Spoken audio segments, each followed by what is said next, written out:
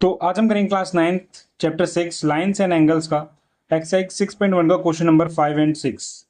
Question number 5 आपके सामने in figure 6.17, ये फिगर आपके सामने दे रखी है। P O Q is a line, P O Q एक लाइन दे रखी है। Ray O R is perpendicular to line P Q. इसमें से एक रे जा रही है जिसका नाम ओ आर है। तो रे ओ आर पी क्यू के ऊपर परपेंडिकुलर है। परपेंडिकुलर का मतलब होता है ये पी क्यू के ऊपर दोनों तरफ इधर भी और इधर भी 90 डिग्री का एंगल बना रही है। ठीक है, ये होता है परपेंडिकुलर का मतलब। Q O S is another ray, दूसरी रे जा रही है O S, lying between rays O P and O R, जो कि ओ आर और ओ पी के बीच में है। हमें दिख रही है यहाँ से ओ से लेकर एस तक एक रे है जो ओ पी और ओ आर के बीच में है। तो हमें क्या प्रूव करना है? Prove that angle R O S, यानी एंगल आर ओ एस, ये आर ओ एस यानी ये एंगल इज हाफ, ये क्या है? Half of angle Q O S, angle Q O S minus P O S. तो ये प्रूफ करके दिखाना है हमें। तो चलिए प्रूफ करते हैं। पहले हम लिखेंगे यहाँ सॉल्यूशन। अब हमें इसमें क्या गिवन दे रखा है? हमें इसमें ये दे रखा है कि जो लाइन ओ आर है वो पी क्यू को 90 डिग्री पे काट रही है, यानी परपेंडिकुलर है। ठीक है, तो इसका मतलब क्या होगा कि इधर वाला एंगल और इधर वाला एंगल ये दोनों 90 के होंगे, यानी आर ओ क्यू और आर ओ पी ये 90 डिग्री के होंगे। तो लिख लेते हैं हम angle R O, R O Q और angle R O P, R O Q और आर ओ पी ये दोनों आपके 90 डिग्री के हैं, 90 डिग्री ईच। यहाँ पे हम रीजन भी दे देंगे। क्या रीजन है? कि जो ओ आर है वो परपेंडिकुलर है किस पे? पी क्यू पे। तो ओ आर ये होता है आपका निशान परपेंडिकुलर का, O R perpendicular on P Q line. ठीक है, आगे बढ़ते हैं। अब इससे क्या, अब इसको इसको मान लेते हैं इक्वेशन 1 और इसको मान लेते हैं इक्वेशन 2।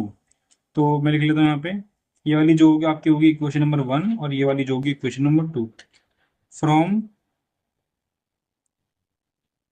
इक्वेशन 1 एंड 2, इक्वेशन 1 और 2 से हमें क्या पता चलता है कि आर ओ क्यू और आर ओ पी दोनों 90 डिग्री के हैं। जब ये 90 डिग्री के है बराबर है और ये 90 डिग्री के बराबर है तो ये आपस में ही बराबर होंगे, बिल्कुल होंगे। तो मैं क्या करता हूँ ना, आपस में बराबर लिख लेता हूँ। आर ओ पी बराबर होगा आर ओ क्यू के। ये 90 डिग्री का, ये भी 90 डिग्री, तो ये आपस में भी बराबर हो गए। ठीक है, अब बराबर हो गए क्या करेंगे?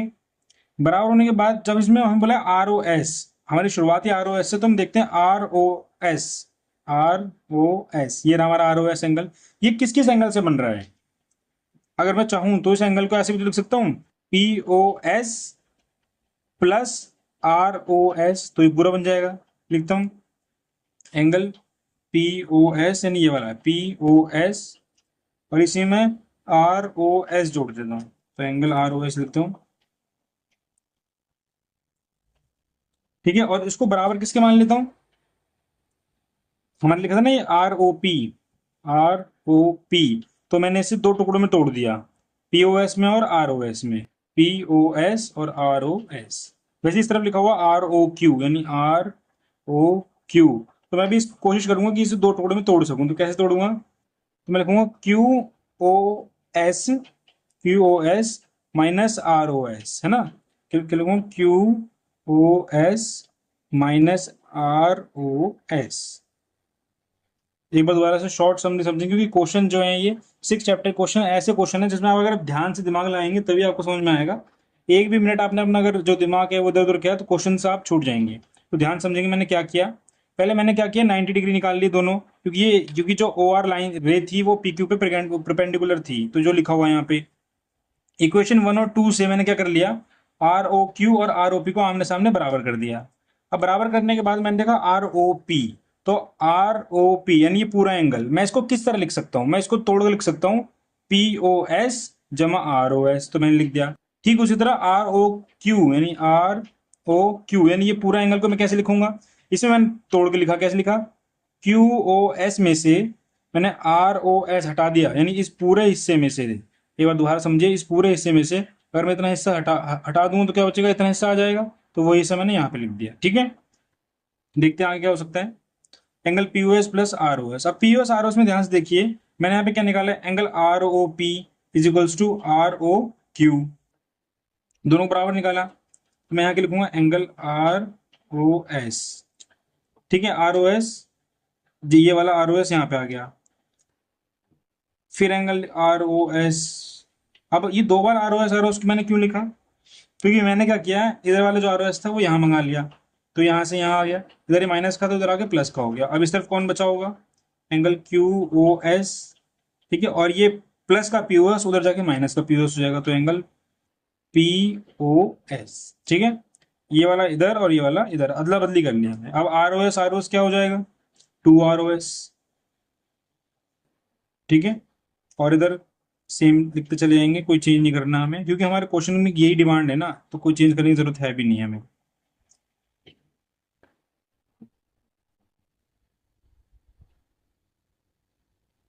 अब इधर आर ओ एस बराबर, इधर Q O S minus P O S. वैसे अगर मैं यहाँ से टू मल्टीप्लाई का इधर लेके जाऊँ तो वो डिवाइड में नीचे आएगा यहाँ पे, ठीक है, लेकिन मैं नीचे ना लगा के इसको इसके बगल में रखूंगा, क्योंकि इसका मतलब भी यही होता है, ठीक है। देख लीजिए, अगर मैं इस पूरे को वन से मल्टीप्लाई करूंगा तो ये इसके ऊपर आ जाएगा और टू नीचे आ जाएगा, तो मैं वही तो करता, अगर यहाँ से मल्टीप्लाई से लेके जाता तो ये सीधा इसी के नीचे आता। तो मैं डायरेक्ट अपने क्वेश्चन का फॉर्मेट निकालना था मुझे, इसलिए मैंने हाफ लिख दिया, ठीक है, टू उधर जाता, इसके नीचे लिखने की जगह यहाँ 1/2 करके लिख दिया मैंने। मैं दूसरे फॉर्मेट लिख देता हूँ ताकि आपको पता रहे कि मैंने क्या किया है। आर ओ एस बराबर angle Q O S minus angle P O S, और ये सीधा इसके नीचे आता, तो नीचे रखो चाहे साइड में रखो, बात एक ही होती है। ये भी यहाँ पे हाफ का इसका मतलब भी हाफ ही होता है और इसका मतलब भी हाफ ही होता है, ठीक है।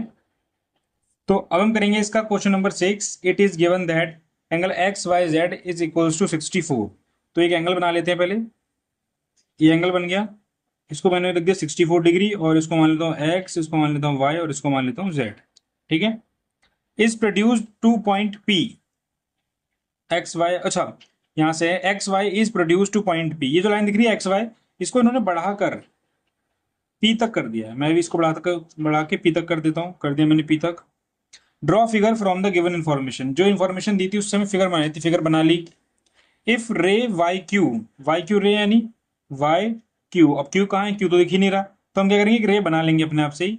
मान लीजिए मैंने बिल्कुल ऐसे बना ली, ये Y Q bisect Z Y P, तो जो ये रे वाई क्यू है ये जेड वाई पी को बाइसेक्ट कर रहे हैं।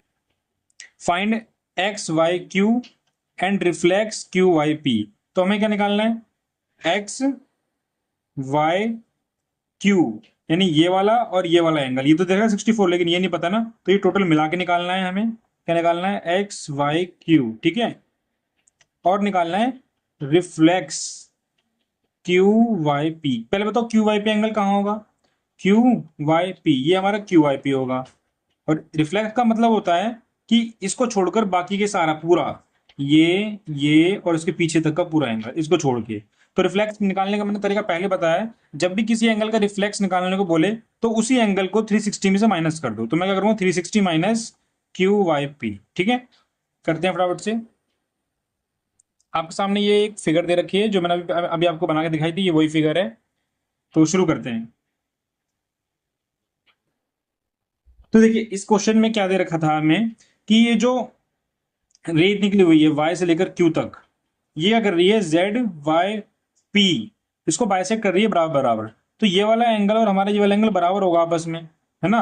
मान लो एक ये सीधी लाइन जा रही है और यहाँ से एक रे निकाली मैंने जो इतने और इसको बाइसेक्ट कर रही है, तो ये दोनों एंगल आपस में बराबर होंगे, तो मैं क्या लिखता हूँ, ये वाला एंगल आपस में बराबर है, ठीक है। तो मैं पहले लेट करूंगा, लेट पहले ये Q Y P, let angle Q Y P and Q Y Z, Q Y Z is equals to X. मैं इस वाले एंगल को भी एक्स मान लेता हूँ और इस वाले एंगल को भी एक्स मान लेता हूँ, मान लिया पहले, ये मैंने लेट कर लिया। अब मैं क्या करूंगा, मुझे एक सीधी लाइन दिखाई दे रही है, ये सीधी लाइन, और उसके ऊपर मुझे तीन एंगल दिखाई दे रहे हैं, एक दो तीन। तो सीधी लाइन के ऊपर जब उसे कोई दूसरी लाइन काटती है और उसके ऊपर जितने भी एंगल बने, चाहे वो एक हो, दो हो, तीन हो, वो सारे के सारे 180 होते हैं, और 180 किस लिहाजे से होते हैं, वो होते हैं लीनियर पेयर से, ठीक है, तो मैं क्या करूंगा, x और 64 को ले लूंगा, तो x plus 64 is equals to 180। अब मैं कारण भी लिखूंगा कि कारण क्या है, लीनियर पेयर। लीनियर पेयर की वजह से ये और ये तीनों मिला के हमारे क्या होंगे, 180 के होंगे। तो अब क्या, जो x और x होगा ये आपका मिलके हो जाएगा 2x, 64 ऐसे लिख देंगे और 180। अभी 64 को उस तरफ भेजेंगे, इधर ही प्लस का उधर जाते माइनस का हो जाएगा, 2x is equals to 180 minus 64, इधर 2x बचा। अब यहाँ 180 में 64 जाएंगे, ये आपका माइनस करोगे तो 10 में से आपका 4 जाएगा, ये 6, और आपका 7 में 6 गया 1 और 1, तो आपका आएगा 116। फिर इधर x रहने दीजिए, अभी 2 यहाँ मल्टीप्लाई में ये सिर्फ आके डिवाइड में हो जाएगा, 116 डिवाइडेड बाई 2, 2 1 2, 2 5 10, फिर एक कैरी 2 8 16। तो जो x की वैल्यू होगी वो आपकी आ गई 58, यानी ये वाला एंगल भी आपका 58 का होगा, ये वाला एंगल भी आपका 58 का होगा। तो हमने सबसे पहले x की वैल्यू निकाल रही है। तो क्वेश्चन में हमसे निकालने के लिए क्या क्या क्या क्या कहा गया था कि पहले हमें निकालना है एक्स वाई क्यू। देखते हैं, मैं यहां करूंगा ताकि आपको साफ साफ दिखाई दे, एक्स वाई क्यू, यानी एक्स वाई क्यू। अब एक्स वाई क्यू बना किस किस से है, 64 से और 58 से, है ना। तो मैं जोड़ दूंगा इनको, 64 प्लस 58, आपका 8 4 12, 6 5 11 और 1 12, आपका 122 आया आपका एक्स वाई क्यू। तो हमारा एक सवाल तो ये हो गया। और क्या निकालने को बोला था, Q Y P, Q Y P. तो क्यू वाई पी कितना है, 58। मैंने क्या बोला, जिस एंगल का रिफ्लेक्स निकालने को बोले उसी को 360 में से माइनस कर दो, तो रिफ्लेक्स क्यू वाई पी, तो 360 माइनस क्यू वाई पी, और क्यू वाई पी निकाला कितना अभी अभी हमने 58, तो 360 माइनस 58 कर देंगे, तो आपका आंसर आएगा 302। तो ये हो गया आपका रिफ्लेक्स क्यू वाई पी। तो दो चीज हमसे पूछी थी, एंगल एक्स वाई क्यू, तो 64 और 58 को जोड़ के हमने वो भी निकाल दिया, और रिफ्लेक्स क्यू वाई पी, तो क्यू वाई पी भी हमने निकाला पहले 58, और फिर उसको रिफ्लेक्स करने के लिए क्या करा, 360 में से उसे माइनस कर दिया। तो ये आपका इस एक्सरसाइज का आखिरी सवाल था। मिलेंगे अगली वीडियो में जल्दी, तब तक के लिए धन्यवाद।